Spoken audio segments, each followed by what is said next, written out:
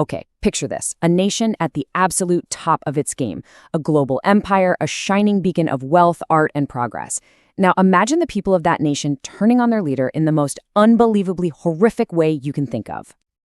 And no, I'm not exaggerating. You heard that right. In the heart of 17th century Europe, an enraged mob didn't just murder their prime minister, they literally tore him limb from limb. And in a final, horrifying act of desecration, they ate parts of him. And get this, we're not talking about some lawless frontier in the middle of nowhere. This all went down right here, in The Hague, the sophisticated political capital of the Dutch Republic, one of the most advanced and orderly societies on the entire planet at the time. So, the big question is, how on earth does a society that advanced collapse into such primal savagery? It's a deeply unsettling question, and digging into these darker, often hidden chapters of the past is exactly what we do here. Welcome to Veiled Histories. To even begin to wrap our heads around this shocking collapse, we first have to appreciate the incredible heights from which they fell. We need to take a look at what's known as the Dutch Golden Age. I mean, just look at this. The Dutch Republic wasn't just doing okay. It was a legitimate global superpower. Their trading companies were basically the world's first multinational corporations. They built this massive empire, and with that wealth, they funded amazingly progressive social programs like orphanages and care for the elderly. It was a celebrated hub for art, for science, and for a level of tolerance that was pretty rare back then. To put it simply, they were the envy of the entire world. Their prosperity seemed totally unstoppable. But, and it's a huge but, as we're about to see, this whole golden age was resting on a razor's edge. And that razor's edge, it didn't just get nicked, it completely snapped in one single catastrophic year. A year that would haunt the Netherlands forever. And the speed at which it all unraveled is just breathtaking. In April of 1672, a massive coalition, led by France and England, declares war. By June, French armies are flooding across the border, just crushing Dutch defenses. That same month, the Prime Minister Johan de Witt is viciously stabbed in the street and somehow survives. Panic is gripping the nation. By July, the public is in such a frenzy, they force a change in leadership, turning to the young William III of Orange. And then, on August 20th, it all comes to its horrifying bloody end. The Dutch have a name for this year, you know. They call it the Rampjaar, the disaster year.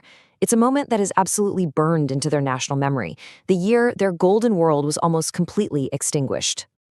You know, when your world is collapsing around you, when you're genuinely terrified for your life, for your nation's survival, all that fear and anger has to go somewhere. It's human nature. You look for someone to blame, and all of that collective terror found a target, the man who had led them for decades, Johan de Witt. It's a terrifying thought, isn't it? How quickly the very fabric of society can just come undone. We're about to get into how this mob mentality was manufactured. And if you find these deep dives into history's shadows as fascinating as I do, please take a quick second to subscribe and hit that notification bell. It's honestly the best way to support what we do at Veiled Histories, and you won't want to miss what comes next. So, how does that even happen? How do you go from being this celebrated architect of a golden age to a monster in the eyes of your own people? Well, it wasn't spontaneous. His fall was carefully engineered, fueled by a nasty, relentless campaign of propaganda and fear. This right here gives you a taste of the narrative they were pushing. Political pamphlets, which were basically the social media of the 17th century, spread these vicious little slogans. This one suggested it was more loyal to the invading French king than to the Dutch Prince of Orange. It was simple, it was powerful, and it was a completely poisonous lie that painted him as a traitor. But here's where the story takes an even darker turn. To really understand what happened that day, we have to realize this wasn't just a random mob losing control. There was a kind of dark cultural script they were following. In a way, what happened was a ritual. Check this out. This shows us that the Dutch public, they kind of already had a playbook for this sort of thing. These are etchings of a brutal mob killing of a hated political figure in Paris that had happened about 55 years earlier. Pamphlets with these exact images were all over the Netherlands, so they'd already seen what a political lynching looked like. And they even had a fancy word for it, tyrannicide, the killing of a tyrant. See, to the people in that mob, this wasn't murder. It was a justified, almost righteous political act to get rid of a leader they'd been told had betrayed the country and stolen power from their rightful prince. Okay, so a brutal political murder. As horrific as that is, you can almost understand the twisted logic, right? The political rage. But that doesn't even come close to explaining the final stomach-turning act. Why on earth the cannibalism? This is where we step beyond politics and into a much darker, much more primal part of the human psyche. Experts on this stuff argue that this type of cannibalism has absolutely nothing to do with hunger. It's the ultimate act of revenge. It's about total annihilation.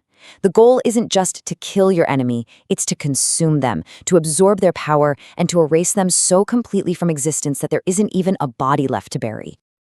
This whole episode feels like a nightmare from some distant, brutal past, doesn't it? But the thing is, the story of the Rampjaar holds a chilling and timeless warning about the world we're all living in, right here and right now. An eyewitness to the horror summed up the profound shock of that day perfectly. He said, "I thought I was in Brazil, but I am in The Hague." Now, to the 17th century European mind, Brazil represented the savage, uncivilized world. The Hague was the absolute pinnacle of order. And on that day, the line between the two just completely evaporated. The fate of Johan de Witt isn't just some bizarre, gory footnote in a history book. It's a case study, and it reveals a fundamental, and frankly, a pretty terrifying truth about human society itself.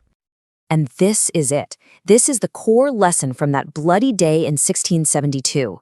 Civilization, it's a thin veneer. It's a fragile agreement that we all choose to participate in. An agreement that can be instantly shattered by overwhelming fear, by misinformation, and by the terrifying power of collective rage. And that really brings us back to today, doesn't it? When we look at our own world with all of its intense political divisions and the sheer speed at which information and outrage can spread, what does this 350-year-old story warn us about ourselves? I'd really love to know what you think. Let me know in the comments below.